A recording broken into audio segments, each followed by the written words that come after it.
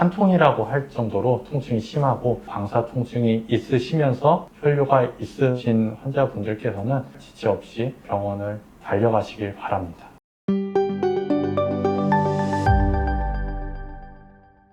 방금 수술 끝나셨나봐요?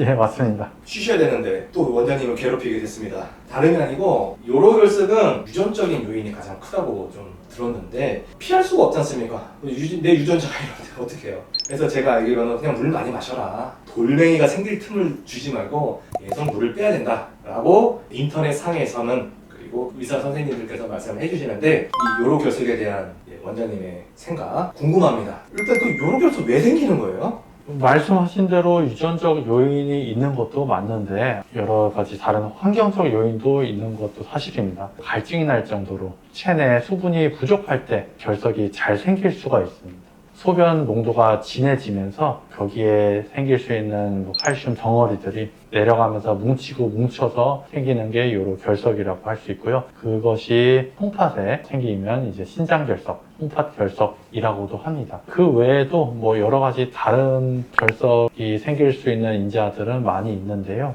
보통은 수분 섭취가 부족해서 결석이 가장 많이 생긴다고 생각을 하시면 될 것 같습니다. 결국은 수분 문제가 크네요. 뭐 저는 겪어봐서 대충은 알겠는데 요로결석 의심 증상이 어떻게 보면 좀 비특이적일 수도 있거든요.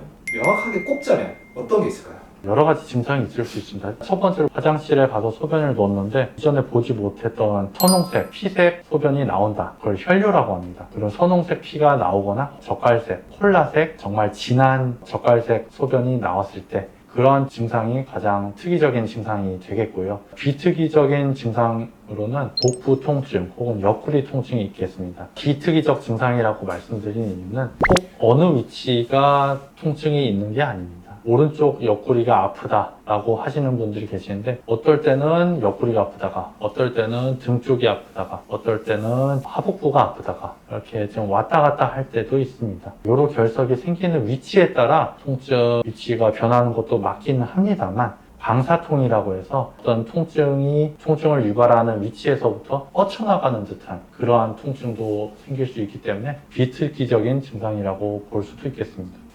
가장 특이적인 증상은 말씀하신 혈뇨. 당장 병원 가셔야 되는 건 맞는 것 같고요. 그러면 요로결석에 치료를 해야 되지 않습니까? 치료 방법, 시술이 있다면 시술 종류도 간단하게 좀 소개해 주시죠.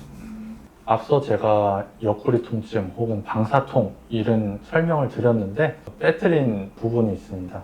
이 통증 정도가 다른 질환에 비해서 상당히 심각합니다. 산통이라고 할 정도로 통증이 심하고 0점부터 10점 만점 통증 지표를 이제 나눠본다면 거의 한 8점에서 10점에 해당된다고 볼 수가 있겠습니다. 그러한 심각한 옆구리 통증 그리고 방사 통증이 있으시면서 혈뇨가 있으신 환자분들께서는 정말 지체 없이 주변에 있는 병원을 달려가시길 바랍니다. 못 달려와요, 원장님.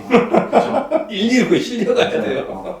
실려서라도 가시길 바랍니다. 만약에 의료기관에 도착했을 때 치료하는 방법에 대해서 제가 설명을 좀 드리겠습니다. 어느 정도 조절이 되는 통증이고 실제 검사에서 요로결석 크기가 크지 않다면 다량의 수분 섭취로도 치료가 가능합니다. 물을 하루에 2리터에서 3리터 이상 평소보다 훨씬 더 많이 드신다 생각하시면 됩니다. 많이 드시면은 자연적으로 소변으로 결석이 배출될 가능성이 있기 때문에 평소보다 더 과한 수분 섭취를 설명을 드립니다. 보통 한 5mm 이상 크기의 요로결석이 있다.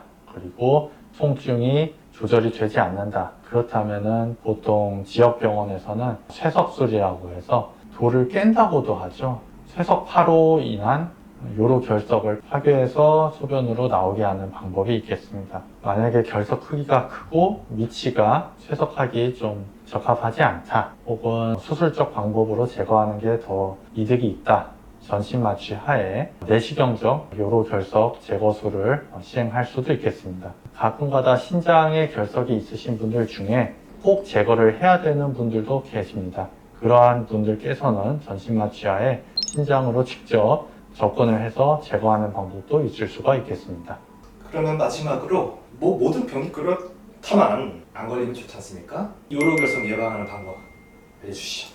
앞서 말씀드렸듯이 가장 호발하는 원인 중 하나가 우리 몸에 수분이 부족할 때 호발한다고 생각하시면 됩니다. 예를 들어서 너무 운동을 격하게 했거나 평소에 수분 섭취가 좀 부족하신 그러한 경우에 결석이 좀 잘 생긴다고 생각하시면 됩니다. 예방을 하기 위해서는 운동을 하고 나서 바로 수분 섭취를 적절하게 해주시고 평소에도 게을리하지 않고 수분 섭취를 하게 되면은 어느 정도 예방을 할 수가 있겠고, 앞서 말씀드린 혈뇨가 있거나 옆구리 통증 이런 증상이 있으시면은 가까운 병원을 빠르게 찾아가시는 것이 예방법이라고 할 수 있겠습니다.